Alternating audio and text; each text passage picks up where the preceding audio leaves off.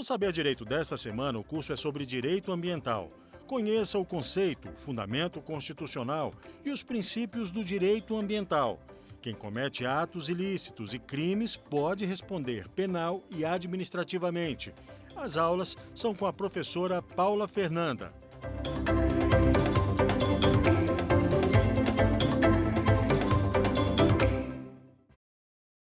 Olá, pessoal! Sejam todos e todas muito bem-vindos e muito bem-vindas à nossa terceira aula de Direito Ambiental.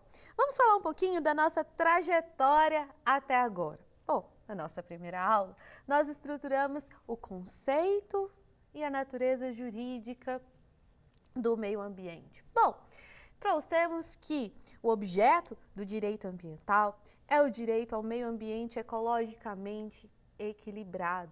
Bom, esse direito ao meio ambiente ecologicamente equilibrado, como nós vimos, ele possui natureza difusa e trata-se de um direito fundamental, um direito materialmente fundamental. Feita essa observação, lá na primeira aula, nós passamos então a analisar uma divisão do conceito de meio ambiente em meio ambiente natural, nos termos trazidos pela Política Nacional do Meio Ambiente, a Lei 6938 de 1981, o meio ambiente artificial, correspondente aos espaços urbanos construídos, o espaço urbano aberto, o espaço urbano fechado, as edificações. Bom, nós vimos o meio ambiente do trabalho, falamos sobre a utilização dos EPIs, falamos sobre a insalubridade, sobre a periculosidade, que são características de determinados meios ambientes do trabalho, se é que me permite o plural. Bom, nós vimos depois, em seguida, o meio ambiente cultural, como tudo aquilo que tem o valor de cultura, como tudo aquilo que carrega consigo um valor identitário de determinado grupo de pessoas.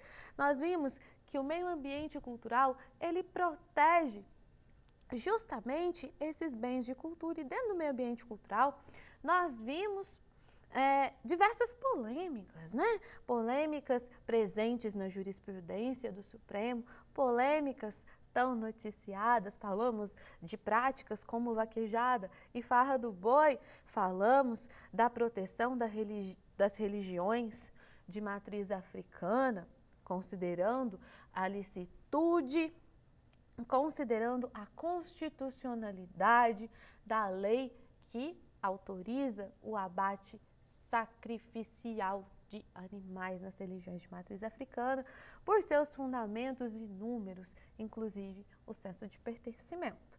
Vimos, por fim, por aquela ocasião, o patrimônio genético. Falamos um pouquinho dos conceitos da lei de biossegurança, falamos dos conceitos importantes, destacamos aí o conceito de ADN ou DNA, ARN ou RNA. Pois bem, falamos ali dos OGMs, né? Os famosos transgênicos. Bom, passamos depois à segunda aula. Na segunda aula, trouxemos os princípios norteadores do direito ambiental. Falamos, naquela ocasião, da função social da propriedade, que na verdade se traduz como uma função socioeconômica e ambiental da propriedade. Falamos do princípio do desenvolvimento sustentável, da solidariedade intergeracional. Falamos do princípio da informação, da educação. Falamos do princípio da vedação, do retrocesso, do poluidor pagador, do usuário pagador, as diferenças essenciais entre esses dois princípios.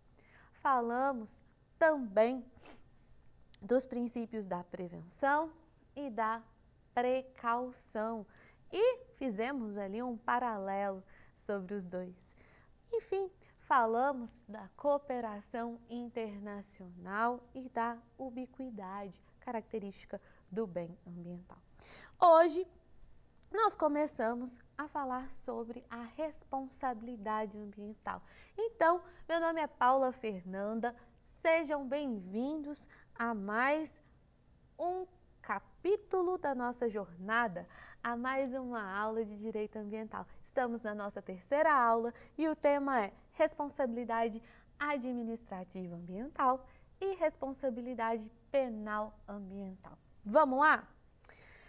Galera, a gente tem que pensar, de fato, que a responsabilidade ambiental ela é caracterizada por uma tríplice responsabilidade. Como assim uma tríplice responsabilidade? No direito ambiental, eu tenho a responsabilidade civil, eu tenho a responsabilidade penal e tenho a responsabilidade administrativa em matéria ambiental. Bom, são três esferas independentes entre si. São três esferas que elas se comunicam, elas têm sim algum ponto de diálogo, claro. No entanto, elas são independentes. O que eu quero dizer com esferas independentes? Bom, a responsabilidade ambiental, se a gente for pontuar na norma jurídica, ela é prevista no artigo 225, parágrafo 3º da Constituição Federal.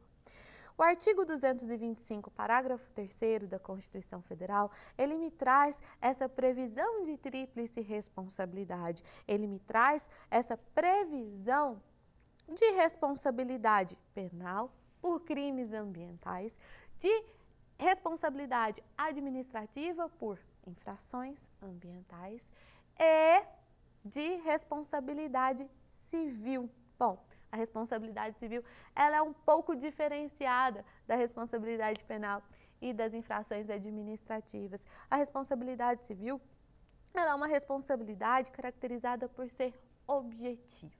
Bom, hoje nós vamos falar das duas primeiras, da responsabilidade penal e da responsabilidade administrativa.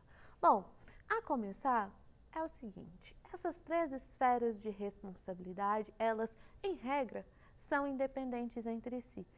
Professora, você falou que são independentes, que papo é esse de, em regra, independentes? Eu tenho um motivo.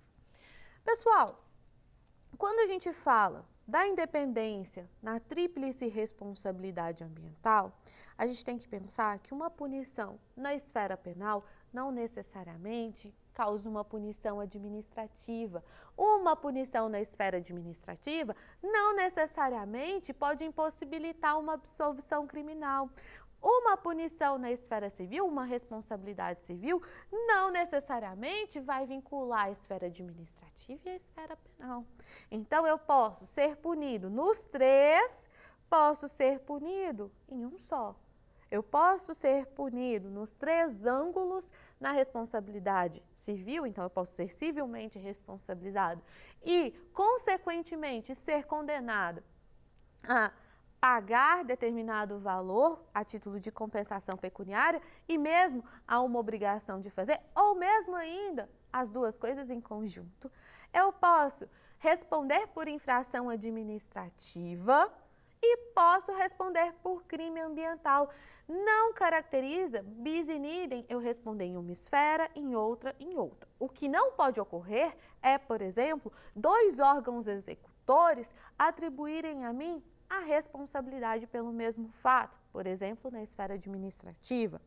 Pois bem, existem duas situações que são excepcionais e que vinculam, sim, as três esferas. Essas situações, elas estão presentes lá na responsabilidade penal ambiental. Quando se trata de absolvição ou negativa de autoria, ela acaba por envolver as duas outras esferas, a esfera administrativa e a esfera civil. Gente, não é para menos. Veja bem, se durante a investigação criminal ficou provado que o sujeito ele não é autor daquela prática, se ficou provado que aquela prática não existiu, não faz sentido algum eu continuar uma ação para responsabilizar civilmente, não faz sentido algum eu continuar um procedimento ou mesmo iniciar um procedimento administrativo para apurar qualquer infração. Já ficou provado lá na esfera penal que aquele fato não existiu? Já ficou provado na esfera penal que o sujeito não praticou aquele fato. Então, nessas duas circunstâncias, eu tenho um vínculo entre as três esferas. Eu tenho a absolvição criminal influenciando, portanto, exclusivamente nessa circunstância, nas outras esferas. Venham cá comigo. Outro ponto importante que é interessante trazer é a possibilidade de aproveitamento do inquérito civil nas ações sobre crimes ambientais. Bom, a gente pode aproveitar sim aquilo que foi produzido no inquérito civil, vide a previsão do artigo 8º da Lei 7347 de 1985, a nossa Lei de Ação Civil Pública. Bom, lá a gente tem a primeira previsão do inquérito civil. O inquérito civil, ele tem sim suas semelhanças guardadas com o inquérito policial, ele também é um procedimento pré-processual, é inquisitivo, é oficial, é oficioso, só que ele é presidido pelo Ministério Público. Bom, o inquérito civil, ele pode ser aproveitado como prova em uma ação de crimes ambientais. Ele pode ser aproveitado como prova desde que submetida à ampla defesa e ao contraditório, desde que sejam cumpridas as devidas normas relacionadas ao devido processo legal, beleza? Então, o que a gente estruturou até aqui? Nós estruturamos, portanto, a Constituição Federal, trazendo-nos a tríplice responsabilidade. A responsabilidade civil, a responsabilidade penal, a responsabilidade administrativa. Nessa tríplice responsabilidade, eu tenho esferas independentes e eu tenho a possibilidade do sujeito que praticou determinado fato, que se encaixa nessas três possibilidades, ele responder por aquele fato nas três esferas. Se ele comete ao mesmo tempo um crime ambiental, se ele comete ao mesmo tempo um crime ambiental que é uma infração administrativa ambiental e, enfim, ele causa uma poluição, bom, então ele pode ser punido nas três esferas. Quando a gente fala de poluidor, a gente fala de responsabilidade civil. Quando a gente fala de transgressor, a gente fala de responsabilidade penal e administrativa. Posso ser punida nas três esferas? Sim, eu posso ser punida nas três esferas. Bom, se a prática ela se encaixar de fato nas punições, nas responsabilidades administrativa, penal e civil. Só reforçando a tríplice responsabilidade, ela é trazida no artigo 225, parágrafo 3º da Constituição Federal. Tudo bem? Pessoal, bom, hoje nós vamos falar, vamos adentrar, claro, nos pormenores da tríplice responsabilidade, mas hoje o nosso assunto, ele é focado na responsabilidade administrativa e vamos falar também da responsabilidade penal. Por que você está falando penal e administrativo juntos? Bom, temos vários motivos. A responsabilidade penal e a responsabilidade administrativa, ambas são responsabilidades subjetivas. Ambas, elas são abordadas de forma central na mesma lei, que é a Lei 9605 de 1998. Ambas, elas têm um caráter sancionador. A esfera administrativa e a esfera penal, elas caminham juntas. Juntas por quê? Bom, quando eu falo do direito administrativo aqui, eu estou falando do direito administrativo sancionador. Esse direito administrativo sancionador, ele tem como caractere a necessidade de se avaliar o quê? O dolo ou a culpa semelhante à esfera penal. A gente tem a teoria da culpabilidade sendo trazida aqui no direito administrativo. Bom, vamos falar um pouquinho da estrutura dessa responsabilidade administrativa, como que se identifica essa responsabilidade administrativa.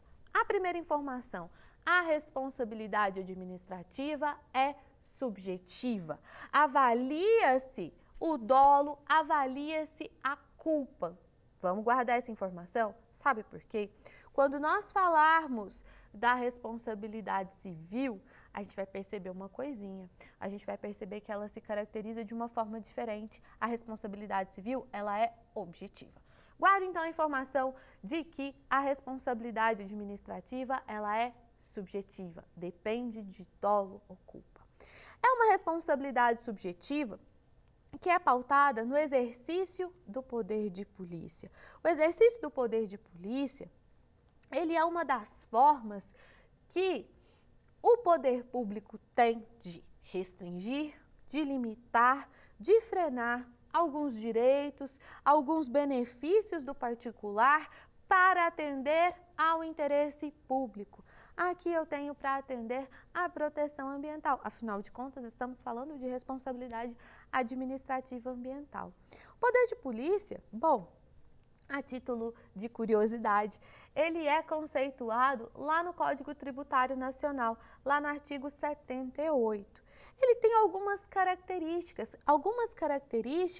que embasam, muitas vezes, a conduta dos órgãos executores. Esses órgãos executores são os órgãos responsáveis por fiscalizar e aplicar punições na esfera administrativa. Em nível nacional, eu tenho o IBAMA e o ICMBio. Daqui a pouquinho, a Paula do Futuro fala com vocês sobre as atribuições de cada um. Bom, gente, o poder de polícia, ele é caracterizado por a autoexecutoriedade, ela dispensa a participação do Poder Judiciário para que o ato administrativo ele possa produzir os seus efeitos. Eu não preciso de autorização judiciária.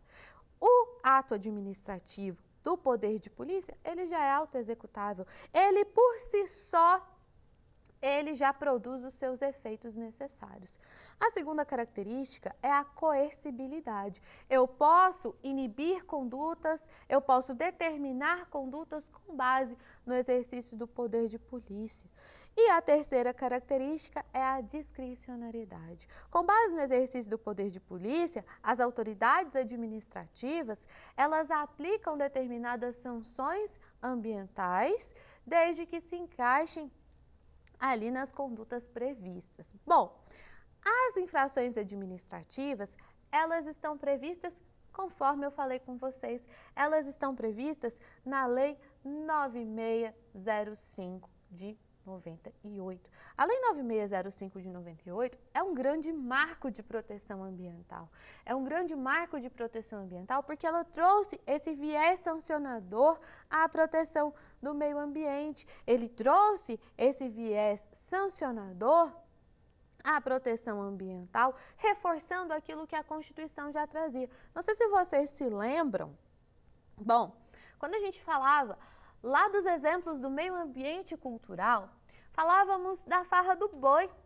Quando a gente falou da farra do boi, eu contei para vocês que foi uma decisão do STF em 1997. Portanto, se a lei é de 98, a lei ainda não estava em vigor.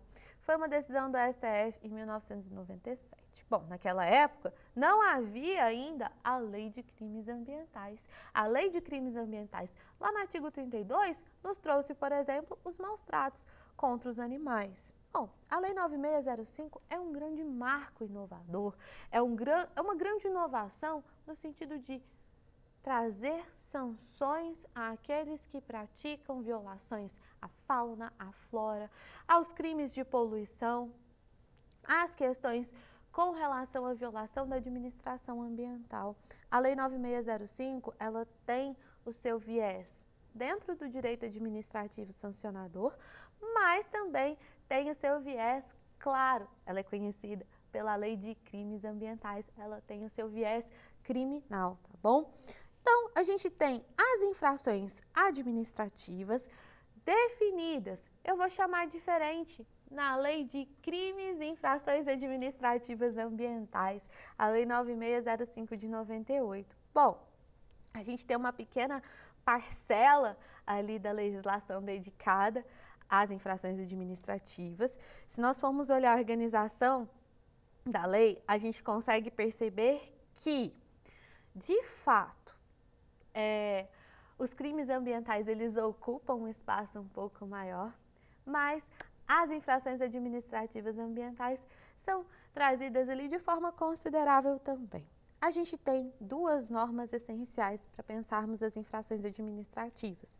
A gente tem a Lei 9605 e tem o Decreto 6514, que traz alguns detalhes que complementam os dispositivos genéricos trazidos pela Lei de Crimes Ambientais. Então, vou pedir licença para vocês, vou fazer a breve leitura do que é considerado uma infração administrativa ambiental. Chega aí.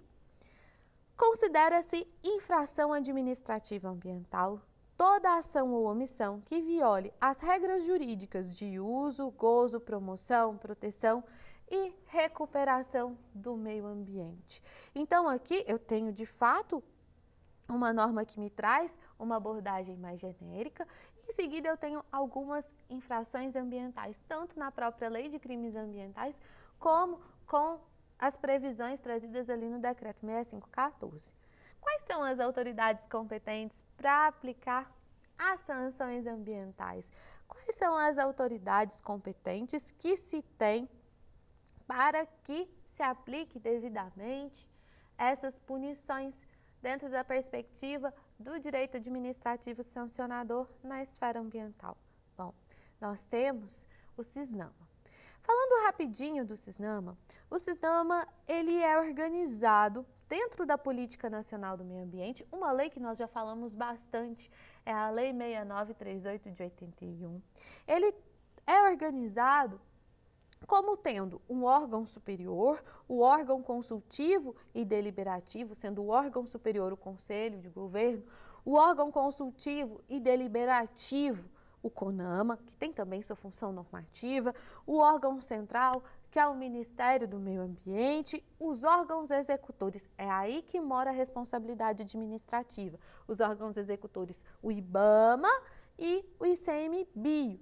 Fora isso, a gente tem os órgãos seccionais, que pertencem aos estados, e os órgãos locais, que pertencem aos municípios. Como eu destaquei para vocês aqui, eu tenho o IBAMA e o ICMBio sendo os órgãos executores. São os órgãos responsáveis por fiscalizar e aplicar as sanções administrativas na esfera ambiental. Professora, na esfera federal, portanto, eu tenho as atribuições do IBAMA e do ICMBio. Ambos pertencem à esfera federal. Como é que eu vou saber qual que é um, qual que é o outro? Pode chegar qualquer um ou qualquer outro aleatoriamente? Pode chegar o IBAMA ou o ICMBio? Há uma diferença nas atribuições de cada um? Os dois, sim, são órgãos executores. Mas quais as diferenças entre um e outro? Quais as diferenças das atribuições do IBAMA e do ICMBio? Essa pergunta, ela não figura na nossa aula por acaso.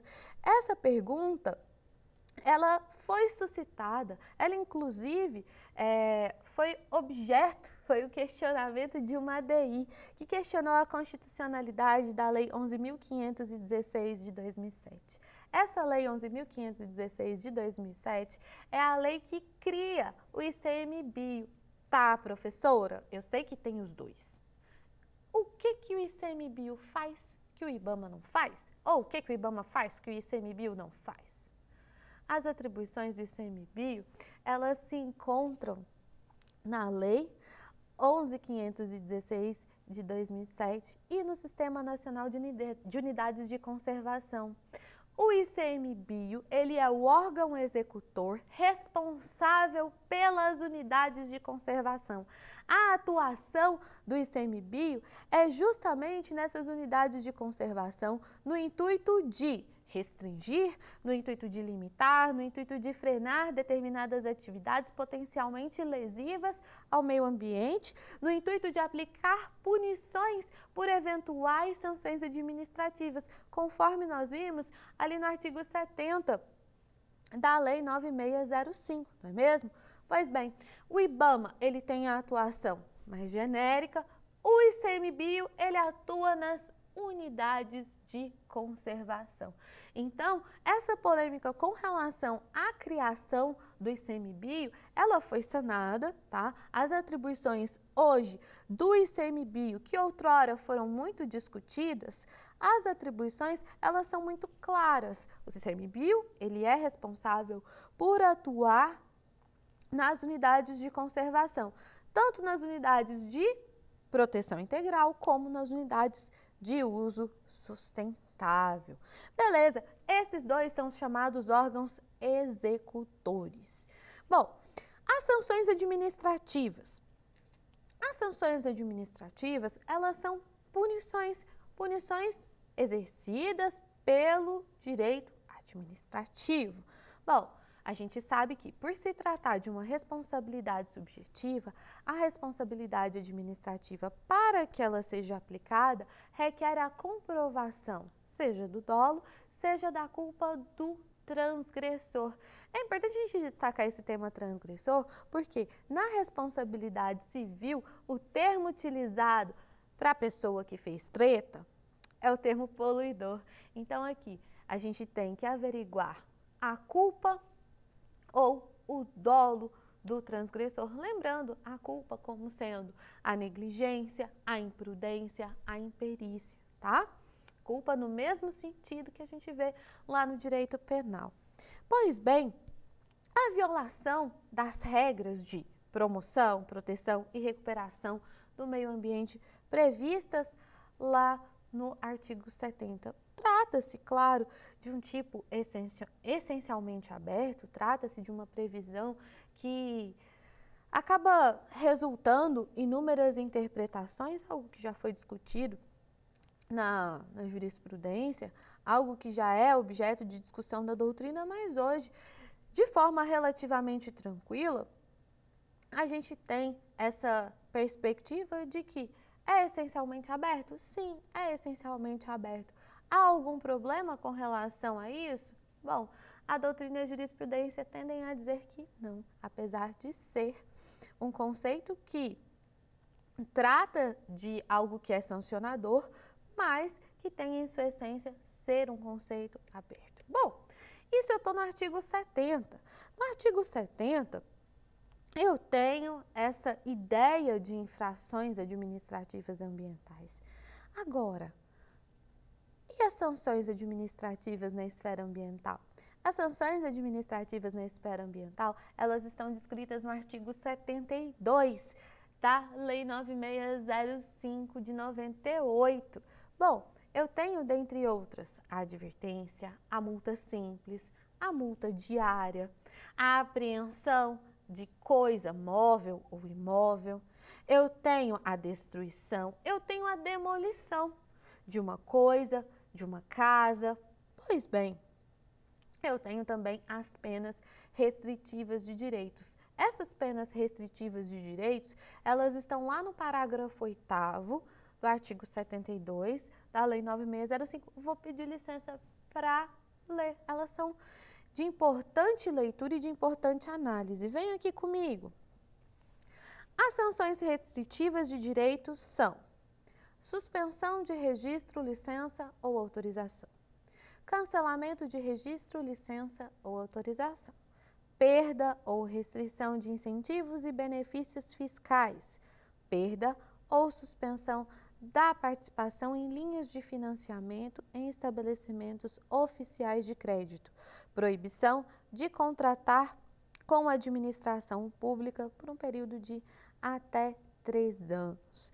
Então, a gente tem o artigo 72 trazendo essas sanções administrativas. Lembrando, para que sejam aplicadas as sanções administrativas, desde a mais branda, como é o caso da advertência, até a mais pesada, que é o caso da apreensão, da demolição, eu não preciso, via de regra, eu não preciso de autorização do Poder Judiciário. Por que via de regra? Bom, primeiro que, em virtude da autoexecutoriedade do poder de polícia, a própria administração pública, nessas condições, executa os seus atos. E, continuando, por que via de regra?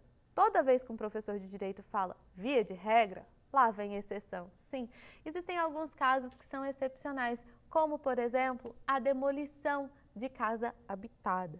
Quando há a determinação de demolição de determinado imóvel que se encontra construído em área de proteção ambiental, bom, se esse imóvel não estiver habitado, a autoexecutoriedade, a própria administração pública, independentemente de autorização do Poder Judiciário, ela poderá executar essa demolição. Na outra ponta, eu tenho que, caso a casa esteja habitada, bom, nesse ângulo, é necessário sim a autorização do Poder Judiciário, tá bom? Então, por isso, via de regra, tínhamos uma exceção. Galera, questão de pena de multa e questão de advertência. Para a gente caminhar já para o sentido penal da lei, eu só informo a vocês, é possível sim aplicar multa sem que haja prévia advertência, tá? É possível sim aplicar multa sem que haja a prévia advertência, tudo bem? Bom, então falamos desses aspectos polêmicos dentro da responsabilidade administrativa, ambiental, trouxemos algumas ponderações. As normas que se destacam, claro, a gente vai continuar na Lei 9605, porém, a gente não vai mais usar o decreto 6514 por hora.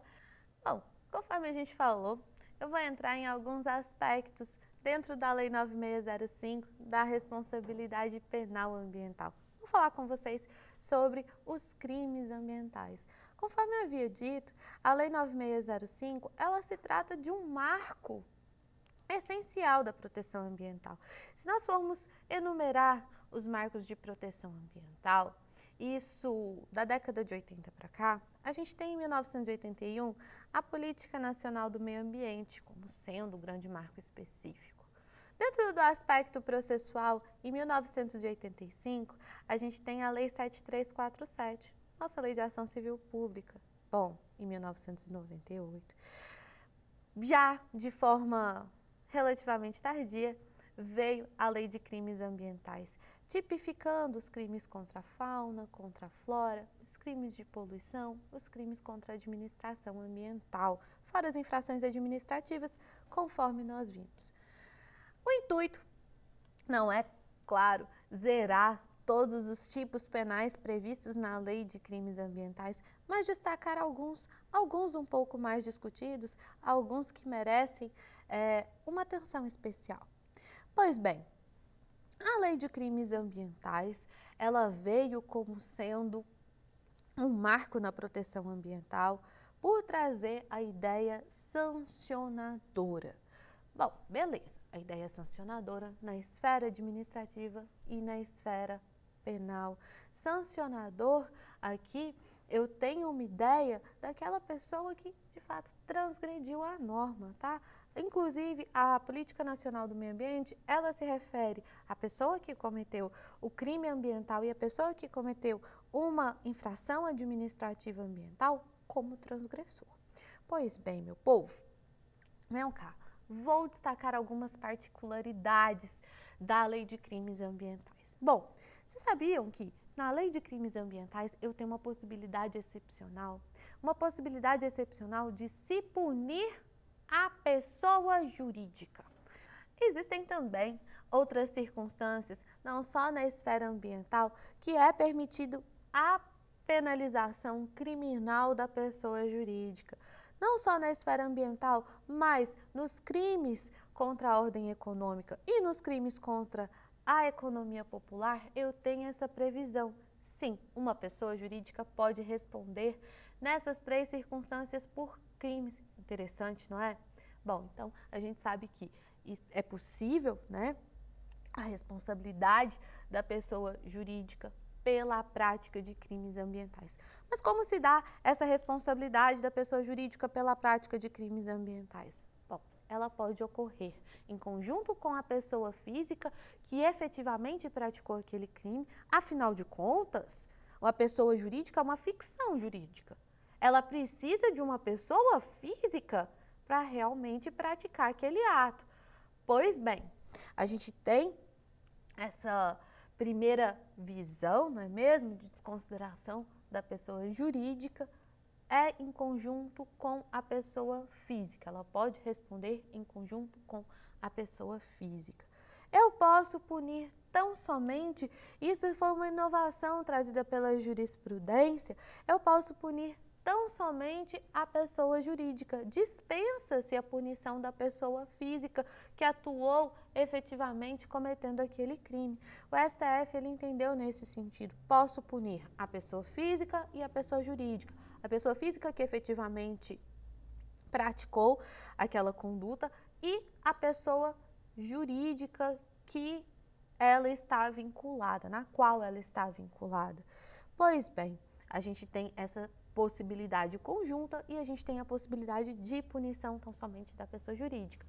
Bom, só para completar o raciocínio, artigo 3º da Lei de Crimes Ambientais nos traz essa possibilidade de punição da pessoa jurídica. Lembrando, o artigo 4º ele me traz a desconsideração da pessoa jurídica, da personalidade jurídica, quando houver qualquer óbice, qualquer obstáculo à proteção ambiental. É uma coisa um pouco mais genérica, né, presente ali no artigo 4º, mas, bom, tem o intuito de viabilizar a satisfação de obrigações oriundas da responsabilidade ambiental. Então, basta que a PJ seja um obstáculo ao ressarcimento pelos danos causados ao meio ambiente, tá?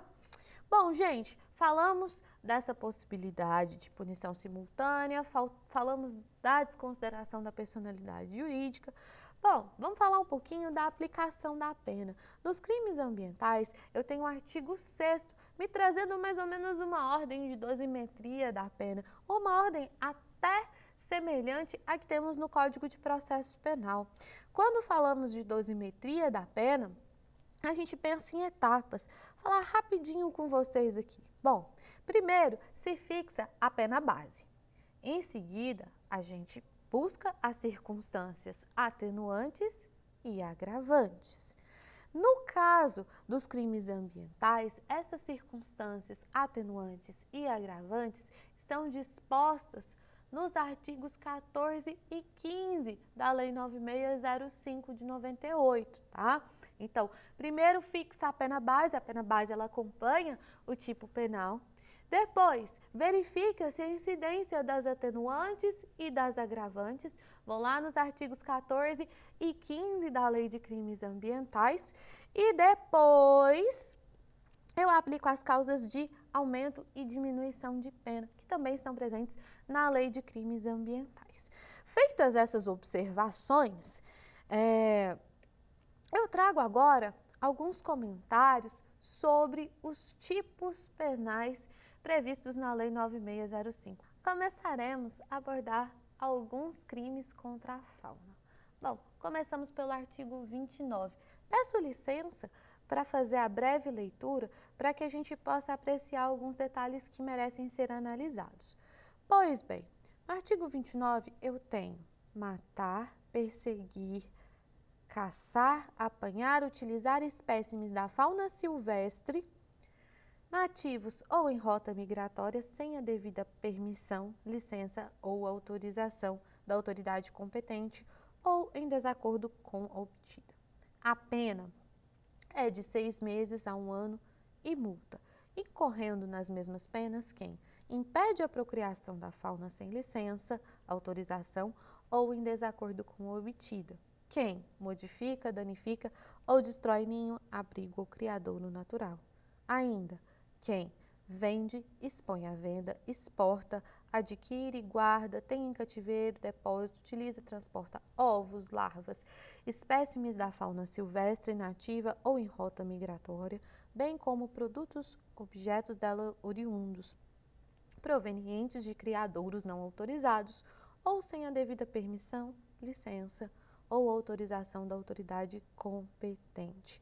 No caso de guarda doméstica de espécie silvestre não considerada ameaçada de extinção, pode o juiz, considerando as circunstâncias, deixar de aplicar a pena. O que eu destaco aqui, inclusive é um destaque que é do dispositivo seguinte, que é o parágrafo 3º. O que eu destaco aqui com vocês? Bom, eu tenho o crime ambiental de matar, caçar, perseguir, exportar, adquirir, entre outras práticas, voltado à proteção da fauna silvestre.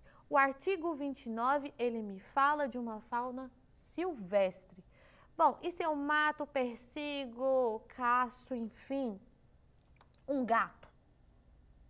Aqui eu tenho uma enorme diferença entre felinos. É muito diferente quando eu falo de um gato e quando eu falo de uma onça. Em se tratando de animais domésticos, o tipo penal do artigo 29, ele não se aplica, beleza? Então, é um destaque que eu faço com vocês. Mas, professora, isso significa que eu posso sair matando cães, gatos, animais domésticos e domesticados? Não, nem de longe isso significa isso. Mas significa que não se aplica o tipo penal do artigo 29. Qual se aplica? Bom, no artigo 32, eu tenho crime de maus tratos com animais. E no artigo 32, eu tenho a prática de maus tratos e eu tenho a possibilidade de se ter um resultado morte. O artigo 32, ele merece um carinho maior da gente. O caput, ele fala efetivamente do crime de maus tratos. Venham aqui comigo. Praticar ato de abuso, maus tratos, ferir ou mutilar animais silvestres, domésticos ou domesticados, nativos ou exóticos. A pena é de detenção de 3 meses a 1 ano e multa. Incorre nas mesmas penas quem realiza experiência dolorosa ou cruel em animal vivo, ainda que para fins didáticos ou científicos, quando existirem recursos alternativos. Bom, e aí eu tenho o parágrafo 2º, que nos traz a pena é aumentada de 1/6 a 1/3 se ocorre a morte do animal. Então, o que eu tenho aqui? O caput do artigo 32, definindo o crime de maus tratos. Bom, e o crime de maus tratos, quando resulta morte, tem uma causa de aumento de pena presente ali no parágrafo 2º desse dispositivo. E eu quero destacar uma coisa para vocês. Eu quero destacar algo que é muito recente. Em outubro de 2020, tivemos uma inovação na legislação. Bom, em se tratando especificamente de animais domésticos, mais especificamente ainda de cães ou gatos, bom, a gente tem o parágrafo 1º-A, que foi trazido pela Lei 14.064 de 2020. Vem aqui comigo. Quando se tratar de cão ou gato, a pena para as condutas descritas no caput deste artigo será de reclusão, de 2 a 5 anos, multa e proibição da guarda. Reparem aqui comigo, eu tenho a pena de reclusão de 2 a 5 anos, fora a multa, fora a proibição da guarda. Se eu pego a pena pelas práticas do caput do artigo 32, ela é muito mais branda, ela é de detenção de 6 meses a 1 ano, ainda que resulte morte. Ainda que resulte morte, continua sendo muito mais branda do que a pena prevista por maus tratos praticados contra cães e gatos, tá? Uma inovação legislativa na Lei de Crimes Ambientais, uma inovação legislativa muito bem-vinda. Haja vista que, culturalmente, os animais domésticos aqui no Brasil, eles são prioritariamente gatos e cães. Bom, vou trazer para vocês agora alguns crimes contra a flora. Bom, os crimes contra a flora, eles são previstos dos artigos 38 a 53 da Lei 9605 de 98. Bom, o artigo 38, ele me fala sobre destruição de florestas. Ele me traz o crime de destruir, danificar floresta considerada de preservação permanente, mesmo que em formação, utilizá-la com infringência das normas de proteção. Bom, eu tenho também o crime punível com reclusão de 2 a 4 anos e multa, algo que nos é muito caro, algo que foi muito comentado durante o ocorrido e ainda tem sido muito comentado, que são as queimadas. Nós tivemos em 2020 o Pantanal sendo significativamente devastado. Em 2020, nós tivemos o Pantanal inclusive tendo essas queimadas afetado significativamente a fauna e a flora, o Pantanal ele foi diretamente afetado, ele foi muito destruído. Bom, vou trazer para vocês aqui alguns pontos. O artigo 41, ele me traz que é crime ambiental, a pena é de reclusão de 2 a 4 anos e multa, provocar incêndio em mata ou floresta. Dos ocorridos em 2020, bom, percebe-se a apuração desses crimes como sendo práticas de fato de queimadas, não foram aparentemente incêndios acidentais.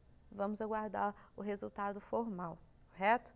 Bom, não numa linha muito diferente, mas já desvinculando com esse exemplo do ocorrido no Pantanal no ano de 2020, eu tenho o crime de fabricar, vender, transportar ou soltar balões que possam provocar incêndio nas florestas e demais formas de vegetação.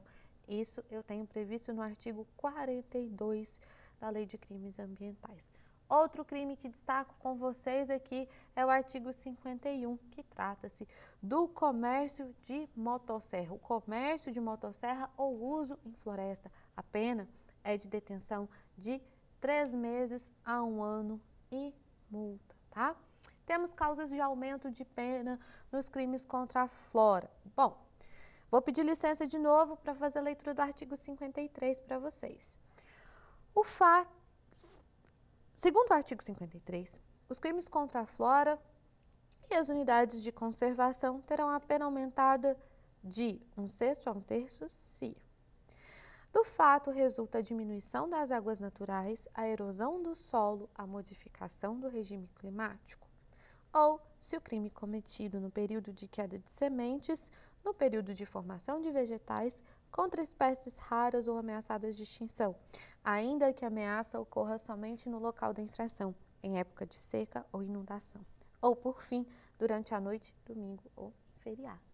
Bom, gente, na Lei de Crimes Ambientais, nós temos os crimes de poluição e nós temos os crimes contra a administração ambiental, tá bem? Destaquei aqui com vocês alguns dos crimes mais polêmicos, alguns dos crimes mais presentes no nosso cotidiano, mais presentes nas discussões jurídicas, mais presentes nas praxes jurídicas. Bom, destaquei os crimes contra a fauna e os crimes contra a flora mais comentados.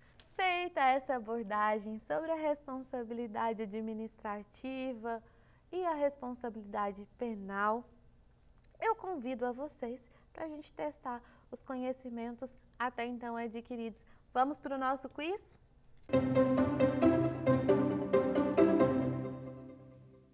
Elisa, moradora da cidade de Brasília, após passar suas férias na Romênia, traz consigo para sua casa um filhote de visão europeu, animal típico daquele país e que não pertence à fauna brasileira. Portando tais informações, assinale a alternativa correta. Por ser animal comum naquele local, não houve prática de crime ambiental ou infração administrativa ambiental. Letra B. Não houve infração administrativa ambiental, vez que retornou em voo comercial sem qualquer fiscalização. Letra C. Ao trazer o animal, Elisa praticou o crime ambiental, vez que introduziu o animal no Brasil sem a devida licença, sendo a Justiça Distrital competente para julgar eventual ação. Letra D. Elisa cometeu crime ambiental, pois importou o animal sem licença e sem parecer técnico oficial favorável, sendo a Justiça Federal competente para julgar eventual ação. A resposta correta é a letra D, D de dado. Bom, gente, vamos comentar cada uma dessas alternativas. Bom, tem algumas discussões aqui que estão presentes, mas vamos comentar algumas delas. Por ser animal comum naquele local, não houve prática de crime ou infração administrativa. Bom, gente, ser animal comum no local não é critério para se definir se há ou não crime, há ou não infração administrativa. Não houve infração ambiental, vez que retornou em voo comercial sem qualquer fiscalização. Se a Elisa não foi pega, isso não significa que, de fato, ela deixou de cometer um crime ambiental.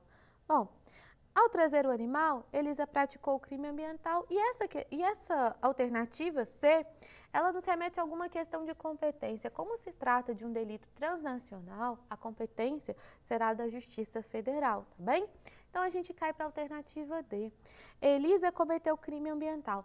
Gente, o crime que a Elisa cometeu, ele é tipificado no artigo 31 da Lei de Crimes Ambientais, que é o tráfico de animais, no caso deles, o tráfico internacional de animais, tipificado ali no artigo 31 da Lei de Crimes Ambientais, tá bom?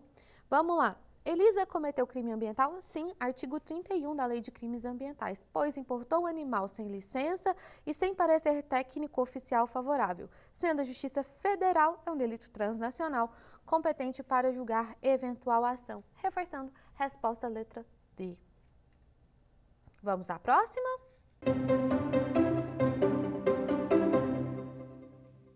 Lucas é dono de um cachorro SRD amarelo, o nosso conhecido vira-lata amarelo. Ao precisar viajar, Lucas deixou o animal sob os cuidados de seu irmão, Pedro. O vizinho de Pedro, irritado com o choro e os latidos do cão, jogou água fervente no animal, causando-lhes queimaduras. E, não satisfeito, ofertou o veneno popularmente conhecido como chumbinho. Acerca dessa situação, assinale a alternativa correta. Letra A. O vizinho de Pedro não praticou crime ambiental, vez que o artigo 29 tipifica tão somente a morte de animais silvestres. Letra B.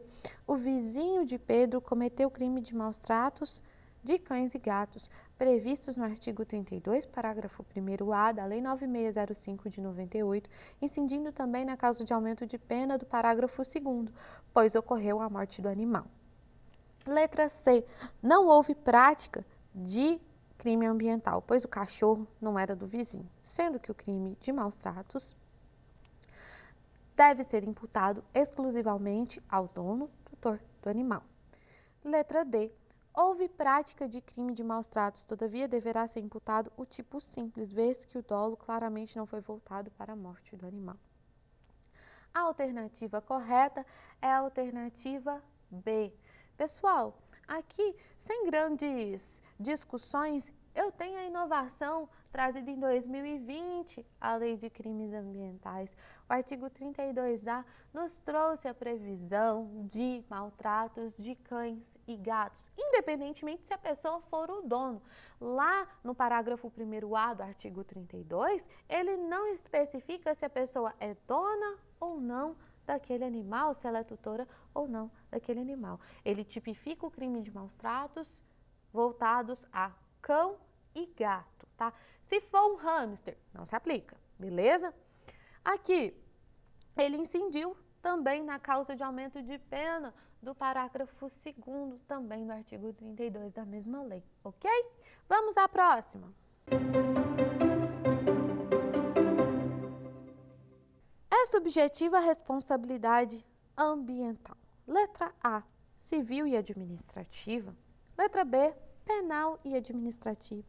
Letra C, civil e penal. Letra D, civil, penal e administrativa. A resposta correta é a letra B. Inclusive, eu já convido para o nosso próximo tema. Eu já pego o gancho que a gente tocou no assunto da responsabilidade civil e convido para a nossa quarta aula, que fala justamente da responsabilidade civil em matéria ambiental.